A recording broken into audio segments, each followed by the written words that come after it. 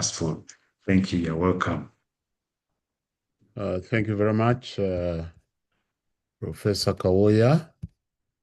And let me share it properly. Well, it's a joy once again to be here and to be able to share with you. Canon Dr. Ruth Senyonyi, I don't know if she has joined yet. She's not actually home yet because of a loss, and she had gone to attend that funeral. But she said that she would be joining in along the way. Nevertheless, life with a purpose. It should be, I think, very evident to us that purpose is a very important part of our living. But what we are going to try and do is also to relate purpose to character, because this is a leadership and character course unit, so that you are able to see how purpose itself influences character. So to begin with, I have some books here that I would recommend for anyone who wants to read further. I think they are very, very good books. They are older books, and in all honesty, I have not seen one. I think the one at the bottom is probably the most recent, and that may well be over 20 years ago, or less. But these books by Charles Colson, How Now Shall We Live? Amazing book that goes through everything just for us to ask ourselves, how shall we live? Then there is One Issues Facing Christians Today by John Stott, where he addresses the currents that are flowing in modern life and how to live through them. And then there is Man in the Mirror, a very good one for every man. I would say every man needs to read that book. It's a very good one. It deals with the issues that men face. You know, men, we find it very difficult to confess that, look, I'm struggling with the lust, I'm struggling with this, the things that pull us down from the purpose, or I'm struggling with comparing myself with others and so forth. And then the last one is The Purpose-Driven Life by Rick Warren. So your life and your purpose.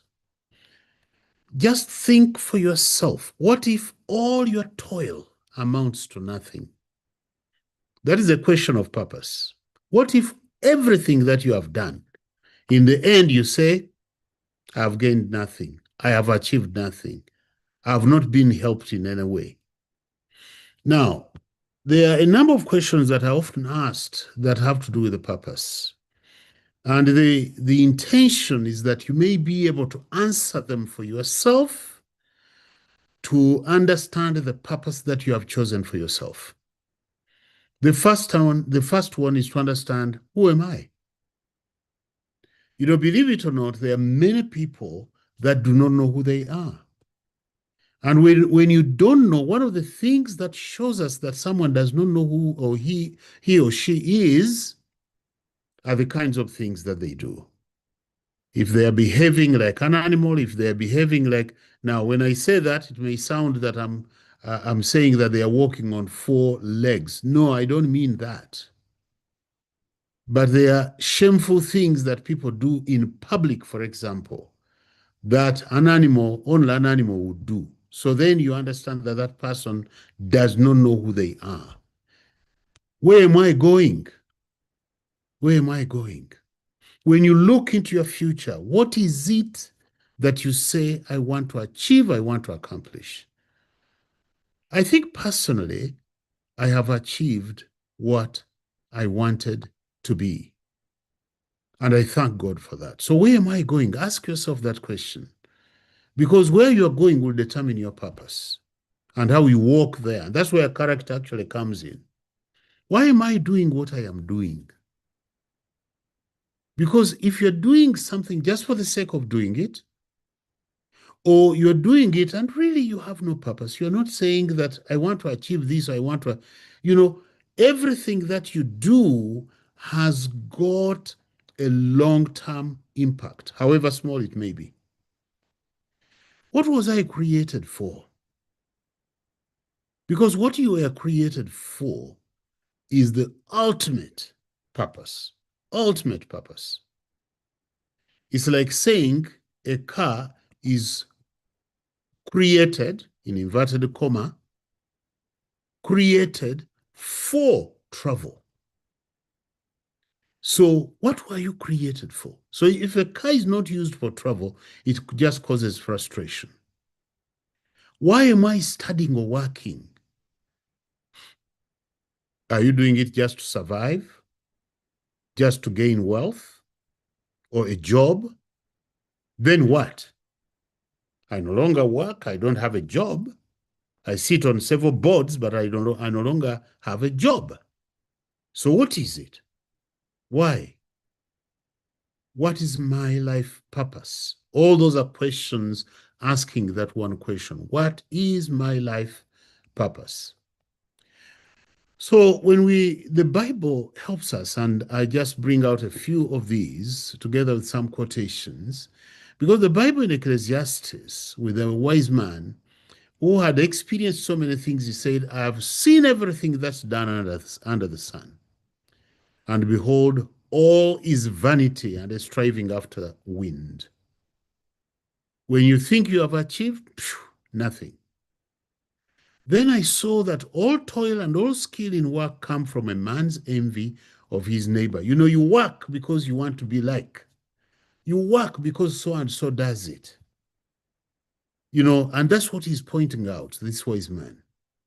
Thomas Carlyle said, the man without a purpose is like a ship without a rudder, a waif, a nothing, a no man. Imagine a ship that has no rudder and it is on the waters, but without a rudder, it doesn't know where it is going. It's just floating. And Martin Luther King Jr. said, if you have got nothing worth dying for, you have got nothing worth living for. Do you have something worth dying for? Because that thing that is worth dying for is your purpose. It drives you. And you say, no matter what happens, I want to accomplish it. So we are saying live and work today as if eternity depends on it. Do not despise, in other words, the small things that you do on a daily basis.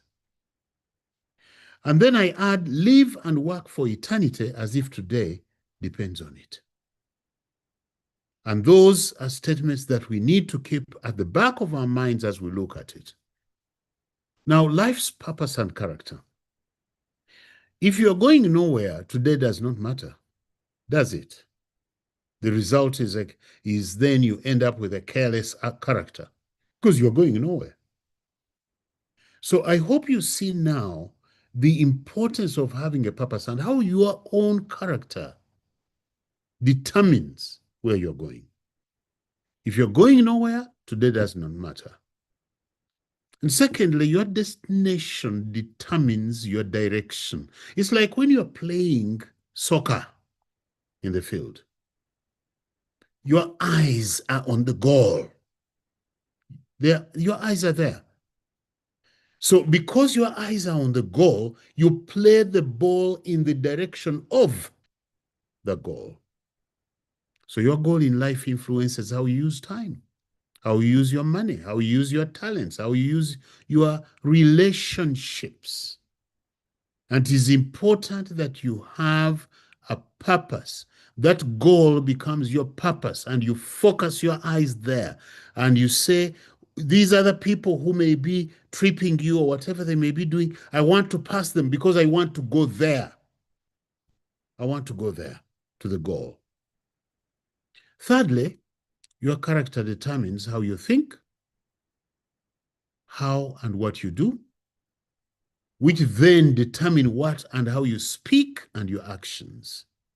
And these in turn determine the results you get in life. Your character. Because you see, a person of character is expected to think right, to think good, to think truth. And therefore, thinking like that, then even what they do falls in that same category.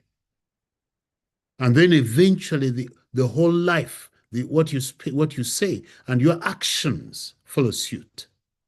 Fourthly, we say get your purpose right first to get your character right. Get your purpose right first to get your character right. Now, I just thought that I would mention some of the negative drivers of purpose in life. Some of those things that pull us back. Some of those things that make it difficult for us to advance forward. The first one is guilt. Guilt. And that's why, friends, make sure that you deal with guilt. Forgiveness by God and by others unlocks your prison doors. You look back at guilt, and all of a sudden your heart, in Luganda we say, omutima ne gukutyemuka. Your heart just, you just feel so bad. That can never allow you to move forward properly. So deal with guilt. It could be guilt in your home. It could be guilt of something that was done to you, not necessarily what you did. Deal with it. Then there is resentment and anger toward those who have hurt you. Someone has hurt you, and there you are, reeling in resentment, angry, and eventually it becomes bitterness. It's a time bomb. It will not help you to advance.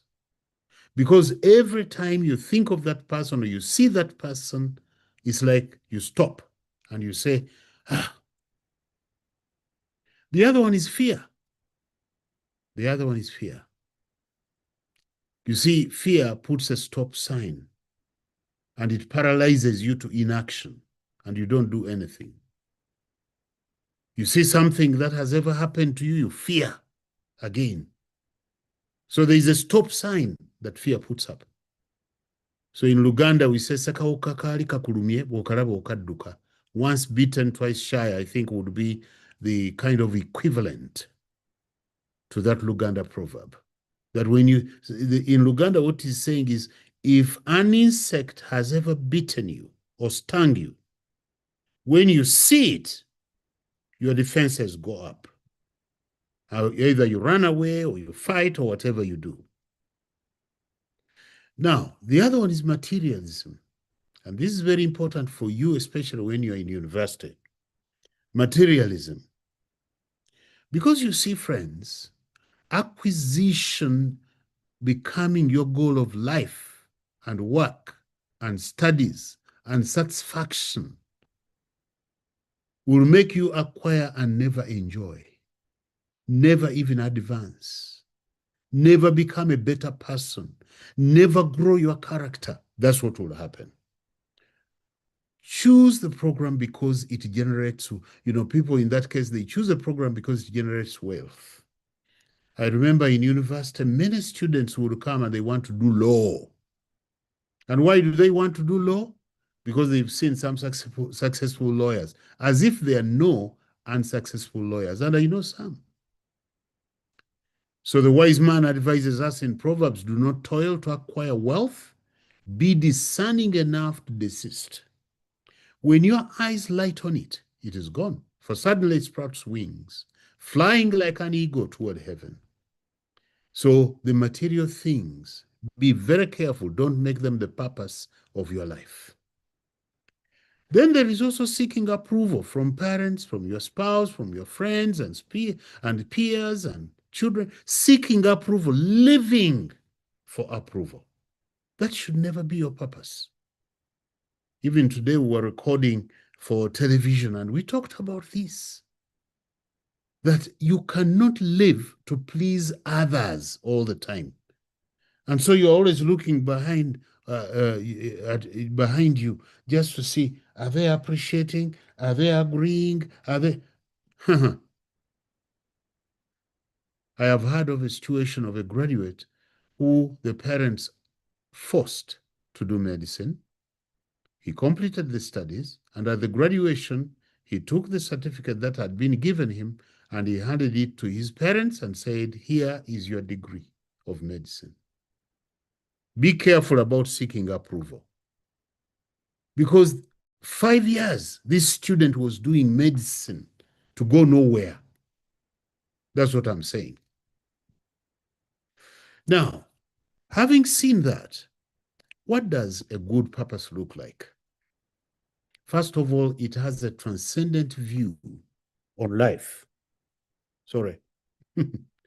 It has a transcendent view on life to see and follow the bigger picture from the beginning.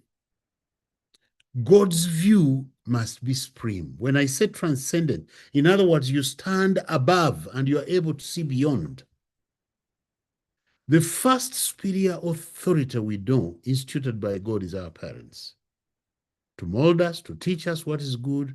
But I mean, for you now, you have more or less left your parents' pad. They draw safety boundaries for us. They provide for our healthy growth. Now, the Western world today is falling apart where parental authority has unraveled. Because that's important. That's a very important stage in our life. It enables you to get a secure life and to choose for yourself a way forward in a good way. But also, all religions influence character in the name of a transcendent being, God or a God. A religion's perception of God is vitally important for character. And I should say that Christianity takes a different transcendent view from many. So understanding Christianity demands first understanding Christ, and then Christ becomes the standard for everything that you do. And that's the transcendent view. Can you look at things the way God looks at them? That's what I'm saying. Look at things the way God looks at them. Don't look at them in your own wisdom. The parents are used for that purpose. Religions are used for that purpose. And Jesus Christ is the transcendent one. A good purpose also begins and works with your destination in view. Destination in view. You set the purpose and you say, this is where I'm going. Evaluate the end then, because if you have your destination, you can actually evaluate that destination. Is it worth it, what I'm trying to get? So evaluate it before you embark on a journey. Otherwise, you may be wasting your time. And I want to say to you, life is more than graduation. If your life's purpose is graduation, then you have missed it. The certificate means nothing where there is no purpose. Thirdly, put priority where it is due. You know, in your employment, is your priority work or the people that you're working for? You know, that is always a very interesting balance. So if you're working, and you know, when we talk about a good purpose, that good purpose may be short-term, it may be long-term, but it is important that you have it. Is your purpose money or relationships? You know, when you are in a place of work, remember the people are more important. Whatever you're doing it for people to benefit. And that's what I'm saying here. Fourthly, invest in a destination you will keep, not a passing goal, not a passing destination. You know, the destination should leave you with something good, something useful. That's what a good purpose looks like. And Jim Elliot made this statement that he's not a fool, he's no fool who gives what he cannot keep to gain what he cannot lose. Look at what is on the right there in that picture, that I don't know where I am going, but I am on my way. And I think many of us live like that. If you have never thought about your destination, just know this, you're already headed there. That destiny, the only difference is that you have never chosen one. You've never thought what you want to be. And my advice would be, stop, evaluate your direction and your goal, and say, hey, what do I want to be? I remember a young girl, not from Uganda, who told me as she was preparing to graduate, she said to me, my life's purpose is to be a member of parliament in 5 years. I remember I visited the country, met her father, who I knew well, even before I knew her. And she was not yet a member of parliament. But hey, it doesn't, at least she had something. She wanted to contribute to her country. What is your destination? Now, there are all sorts of prevailing falsehoods about stewardship here, because we are stewards of whatever God has given us.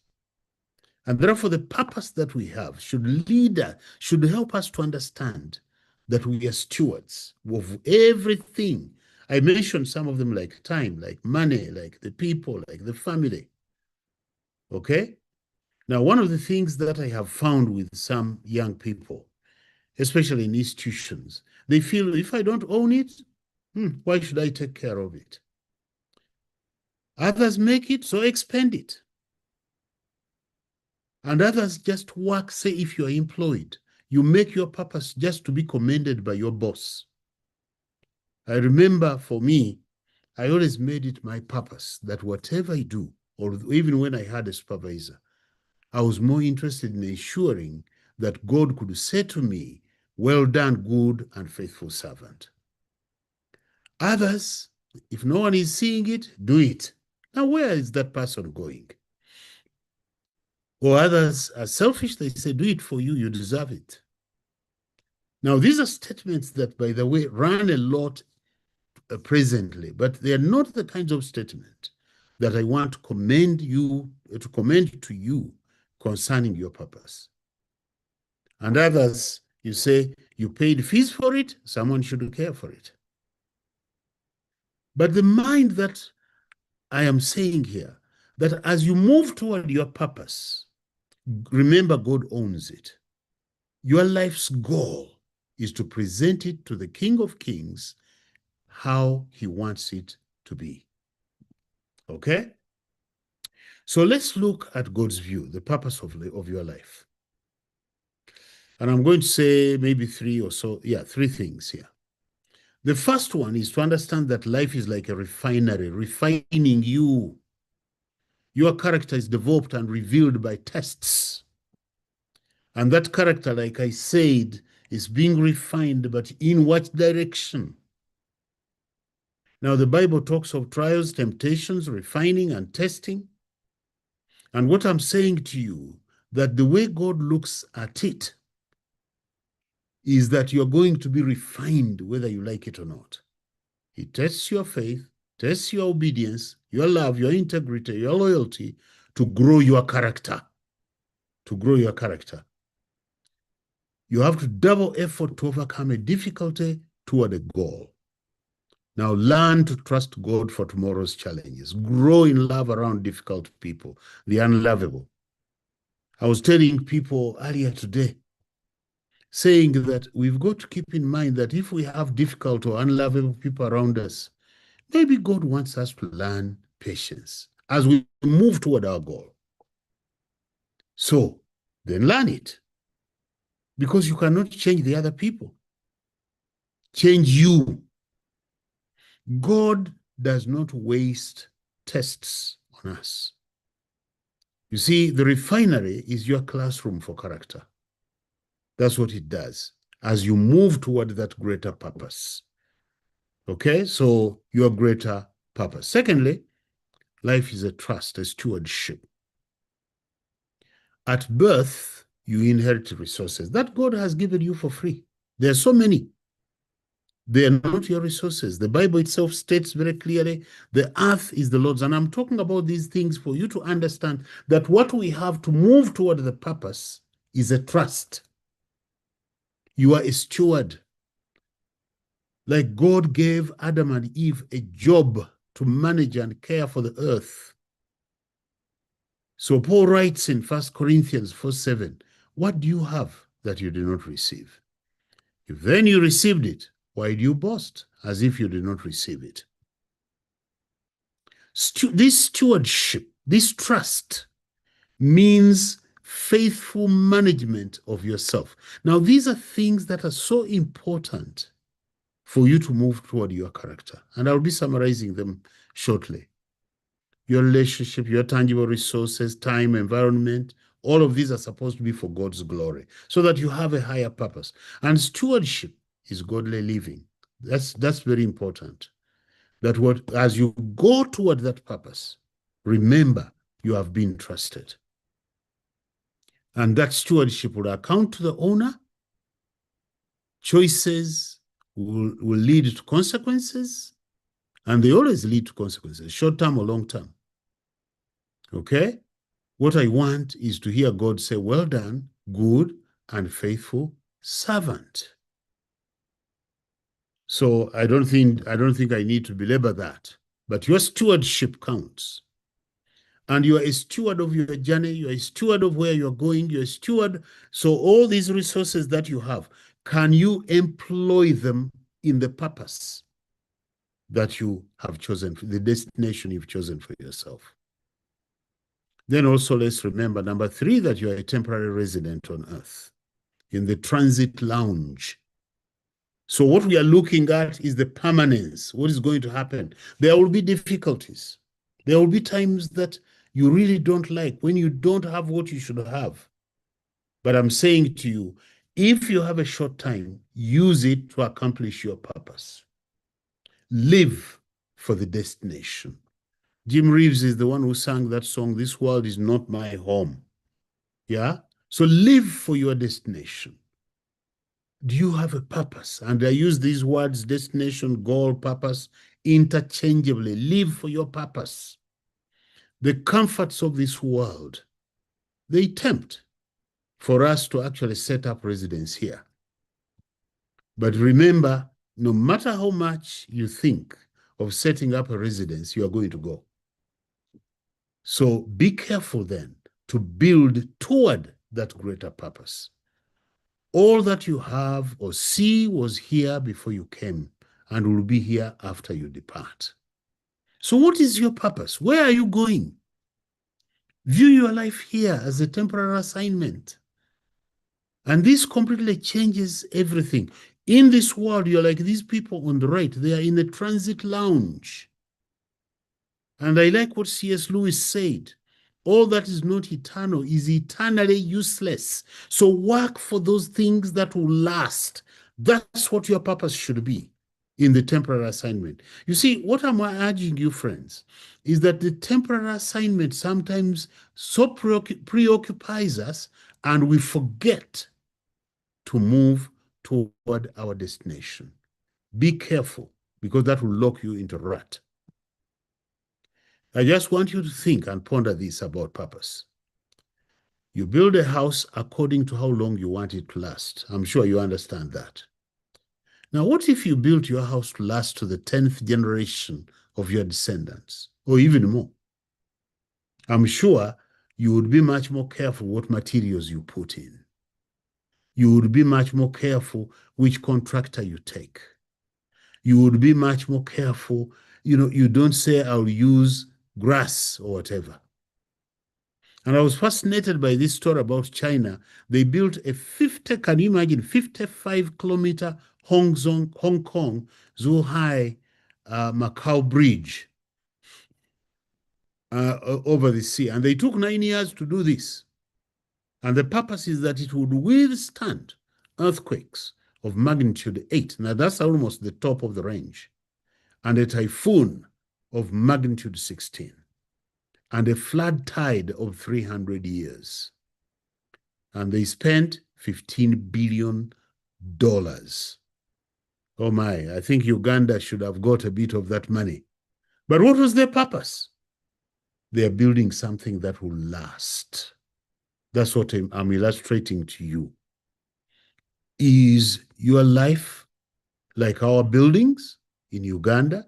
They are supervised by highly professional or qualified architects and civil engineers, and then they collapse. It's not that they don't know what to do. It's not that they don't have the skills, but they lack the values and character to build a purposeful building. In other words, a building that will serve the purpose for which it is being put up. So what about you? So how now shall we live? Life is a refinery or test. I have said the purpose is life as pure gold, that your life would be better than what it is now. Life is a trust. and you need to return it better than you got it. Life is also a temporary assignment, and that assignment will be graded. Let me just give you now some practical steps for you to think about. The first one is to say to you, when you're setting your purpose, choose clarity of values. One of the things that I have observed is people compromise their values under certain circumstances. Now, what they're actually doing is to compromise their character. Things like integrity and faith and compassion and excellence or courage, they compromise them. What are your values? Because that's your character. What truly matters to you? What are those things that you would not change under difficulty? Because this is what will help you to stay with your purpose, not to drift into other people's expectations, not to do what others want, but to do what you know you want to move to a purpose. And your values are very important for that. So what kind of person do you want to become? That's a question of purpose. Secondly, determine your sense of direction. And I think in a sense, I'm just plowing out what I've already said, but I'm summarizing it for you. Determine your sense of direction. Purpose requires vision. And you say, I'm going here or I'm going there. You need a guiding aim, such as serving others, growing your faith, building something worthwhile, developing your gifts. Determine your sense of direction. Which way are you facing? Direction keeps you from wasting energy on things that do not matter. If you're going to Kampala and you take you now go toward Jinja, instead of going west, you're going east. That doesn't make sense. So determine, where are you going? Thirdly, develop discipline. Very important. Discipline means that you can rein in yourself and you say, this is what I want to do, no matter what other people want me to do. And discipline is much more than just mere inspiration. Discipline is built daily through little actions that become habits, like showing up, doing the work, being on time, staying consistent, even when you do not feel motivated. Discipline, be disciplined. And discipline, especially as you move toward a purpose, you can say, I'm not going to be distracted. It keeps you focused. Discipline keeps you focused to your purpose. Small, faithful actions will shape a meaningful life for you over time. Okay, I have like 7 of these. The next one is be courageous. Be courageous. Don't expect everybody to upload what you're doing. I already talked about pleasing other people. You may live against the crowd. You may have to make difficult choices or even stand firm in your convictions so that you can achieve your purpose. Courage does not mean you will not meet opposition, whether it's doubt or fear or resistance. What courage does is to keep you moving forward. Keep you moving forward. Courage, be courageous. You see, everything is going to depend on you. It's not going to depend on others. It's your purpose, and you must be courageous to achieve it. And 5, get a sense of service. Go beyond self-interest. I think one of the biggest problems, the biggest struggles that we face as human beings, when you work, you're really thinking so much about me, and I. But you need to go beyond self-interest to achieve a good purpose. When your efforts contribute to others, to the family, community, nation, then you become significant and you have impact. Just the other day, they were giving medals to some of the people in Uganda here for what they have done. I'm assuming that all of them did something worthy. I don't know how they gauge them. But the point is, you want to be sure that later on in life you can look back and you say, I've lived a life of significance. I have seen people in old age who are trying to become significant, and it's too late. Number 6, pause to reflect. This is a moment of evaluating your life. Else you become busy, but you're not purposeful. So reflect and say, am I going in the right direction? Think, pray. Some of you know how to journal. I'm not very good at journaling. But you may also journal. Just write down, like today, what have you achieved? What has happened? What have you learned from it? It's an opportunity for you to evaluate and know, am I still going in the same direction? So you do your daily actions and you say, do they match your deeper values and direction, which we talked about earlier? And the last one here, learn to persevere. It's different from courage. Learn to persevere. Excitement will pass. Difficulties show your resilience. There may be delays to achieve what you want. There may be failures. There may be disappointments. But what I'm saying is perseverance keeps you committed to your purpose. Or what we normally say, keep on keeping on.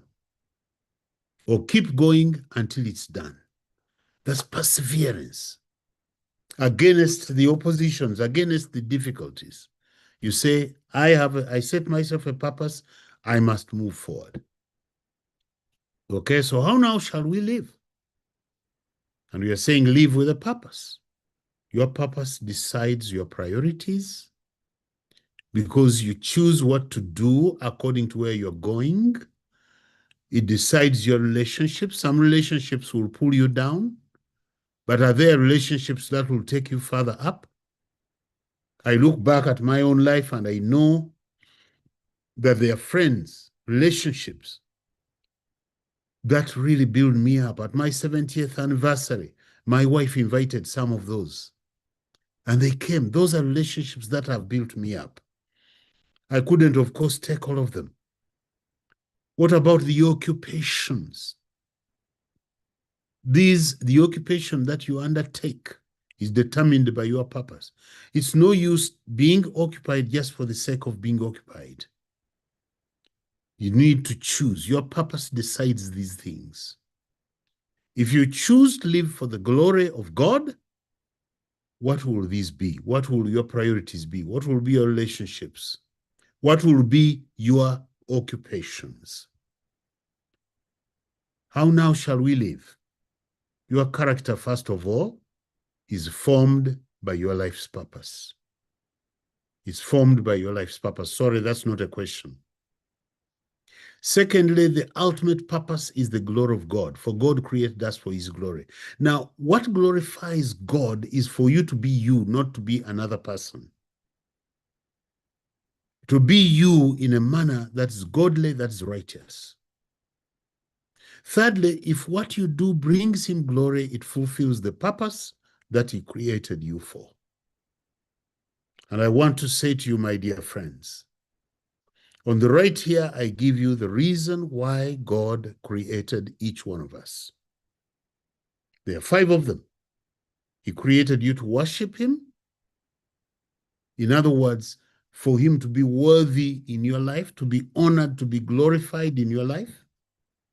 He created you and me to love our neighbors. Last Saturday, we were meeting as a neighborhood here, something that my wife and I started. We call the neighbors together, and it has grown into a very strong, I don't know whether to call it fellowship or association, but we come together like that. We have a meal, we enjoy ourselves, love your neighbor. You care when someone is sick, when someone is bereaved, you're there. And right now we are going to be working on our roads. And that's all part of the expression of love for your neighbor. But thirdly, he created us to become Christ-like. And he states this in Galatians 4, that you should be formed that Christ may be formed in each one of us. He wants to see his sun reflected, glittering in our life. But fourthly, he created us to serve others with our trust, to serve others. And fifth, to make Christ known to others. Those are purposes that God intended for each and every one of us. That's how he created us. So I say to you, my dear friends, live life with a purpose. Do you know what you're living for? Do you know where you're going? Are you following what others are doing? What is it exactly that's happening in your own life? And what about your daily actions? Are they moving in the same direction? Do you have, like I said, the discipline and everything else that I talked about earlier? Courage? Do you have those things that will enable you to complete it?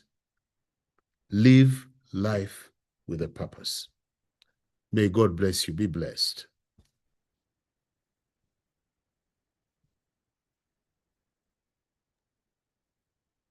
Wow. Yes. This was a self-reflection talk. Are we living with a purpose? And we want to thank you, the Reverend Dr. John Senyonyi, for making us reflect on our lives and seeing how we live. And you have pointed out a couple of things here, which can help us to live with a purpose. You've told us that, first of all, we should examine ourselves and see, do we have direction? If you don't have direction, then you end up nowhere. But then you said we should have a clarity of values, no compromise. Nothing should shake us from what we're determined to be, to live, to determine our sense of direction. And you told us that direction saves us from wasting energy on things which don't matter. So if you come to ECU and you have a sense of direction, then you don't waste your energy on things which are not going to help you to pass your exams, to develop discipline daily through a little action. And we've heard that again and again. When something is done over and over, by 3 months, it's become character. It ceases to be habit, it's become character. Reading our Bibles, praying, helping, it becomes part of us. There is that chemistry in the brain where those neurotransmitters are generated at the synapses. And the more these are generated, the more your brain and your mind and your emotions make that part of who you are.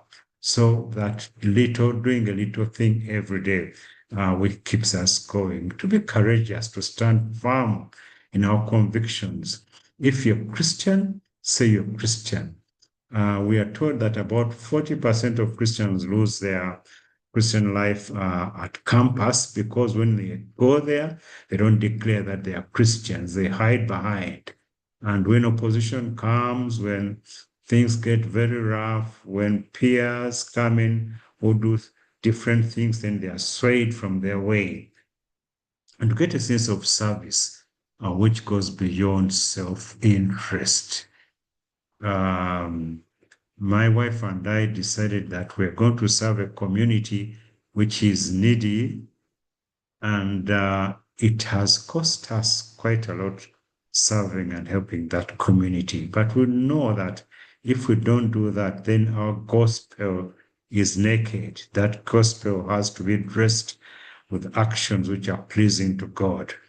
And so it costs us something, but it gives us a sense of service to that community. And then to pause and reflect. And I like you encouraging us to have a journal where we jot down what happened that day and to evaluate. Many times as we go to sleep, there's those few minutes you spend before you are knocked off by sleep. They say sleep steals you.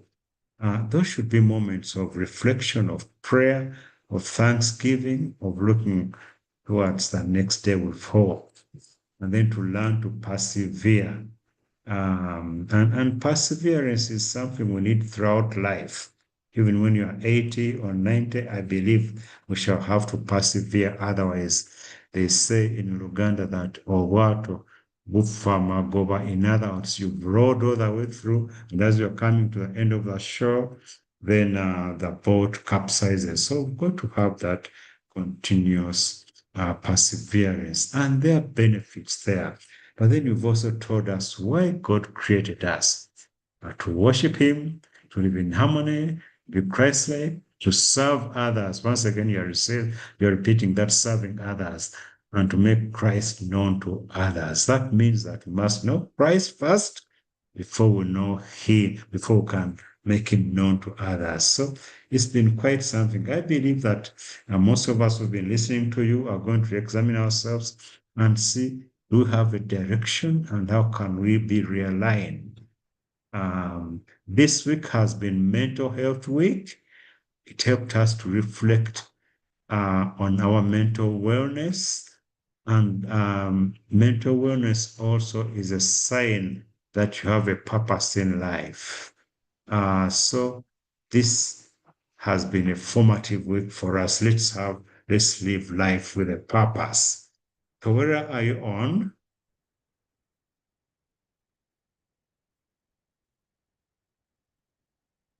Okay. We are told that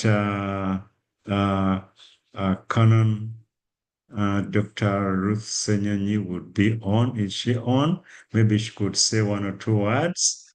We want She's to hear on. your voice. She's Is she actually on? Good evening, Yes. Professor and everybody. Uh-huh. Thank you so much. We appreciate your being online and listening intently. A purposeful life, that I think what John was speaking about is very clear. I think people need to go back and reflect and look at their lives. There are people who wake up, especially on campus, I think, as you said, Professor, that people lose their sense of purpose on campus because they wake up in the morning and they go and drink. They wake up in the morning and they have drugs. So they are being pulled by peer pressure and do a lot of things, not because they want them, but maybe because they are being pulled by that pleasing factor, that I want to please everyone around me. So having a goal at the end, I'm doing this course, I'm finishing it, I'm getting something, I'm going to work, I'm going to marry, I'm going to get children, all those things should come into perspective. That when you ruin your life now, many of the things that you are planning for, you may never be able to get. So thank you so much for that talk. Yes, thank you. Now there are some comments in the chat. Thank you, Dr. Ruth. It was nice hearing you. Now there's something here, like not to be a cheap copy of the great original. Yes, God created us to be ourselves, and we are told we glorify God by really being who God created us to be, not by being, let's say, like a Dr. Senyonyi or like Professor. We glorify God, and then I have them. Anyone interested? I don't know what those were. Please, can you share? What did you say? You have the most dangerous experience in our lives is not death, but what is dangerous is to live a life without a purpose. Thank you. I think that's a very strong and a meaningful, very significant. The most dangerous experience in our lives is not death, but what is dangerous is to live a life without purpose. So thank you for having noted that. And that is Pixel 8A. Life. And then there's another one there. It says life changes all the time. You might plan to do this, but and then it says, but life is not what we think it is. Yes, that's a word of caution. Life is changing, and so there must be something which doesn't change in our lives, and that's the Lord Jesus Christ. If you have that, then you are always on track. So let's want to thank you, the Senyonyis. Let's pray. Father, I want to thank you for this very thought-provoking, very insightful talk we've had from the Reverend Dr. John Senyonyi. It's caused us to examine our lives to see do we have a purpose, but we've also been given some helps on how to realign ourselves and be purposeful and live a life which pleases God. We've been taught about the reason God created us. Lord, help us to fulfill your purpose for us during this life on earth. And as we sleep tonight, we pray you give us a peaceful sleep, and we shall wake up energized and ready to serve you with a purpose. We want to continue praying for blessings for the Senyonyis. Lord, in all that they do, Lord, may you bless them and also bless their family and their children and grandchildren. We pray all this through the name of our Lord Jesus Christ. Amen. Yeah. Maybe So, just to say something about exams, I think Towera had indicated that there are some exams coming. So normally we do multiple questions and then a few essay questions only on the things we have taught. So I hope you can look through them and find them and be able to answer. thank you. Thank you. So let's not let's go confidently that we shall pass because we've attended. There are a few other comments there. Thank you, Dr. Reverend John Senyonyi. I have learned that little things done faithfully move in the direction of purpose. A little at a time, do them every time, then they become. I request to talk to us about consistency or consistency. That's a request. Reverend Canon and also Dr. Canon. I want to hear about how we can be consistent in the things, in the good things we do. So maybe you will drop that in somewhere along the way. I do understand that we may be having a break a week from now as we transition to exams. But maybe next semester we shall be able to hear about consistency. Okay. So I want to say thank you for all of you who've been here, who have attended. It's been a wonderful evening. Towera, thank you for organizing this from a distance, and all of you who are working behind the scenes to make sure that this goes well. And thank you to the Senyonyis who put in a lot, preparing these talks and getting all that material and all those quotes, just being ready there is something which we cannot put any value to. So we shall be grateful all the time eternally for what you are doing to us. Have a blessed evening, all of you, until we meet next time. Bye-bye.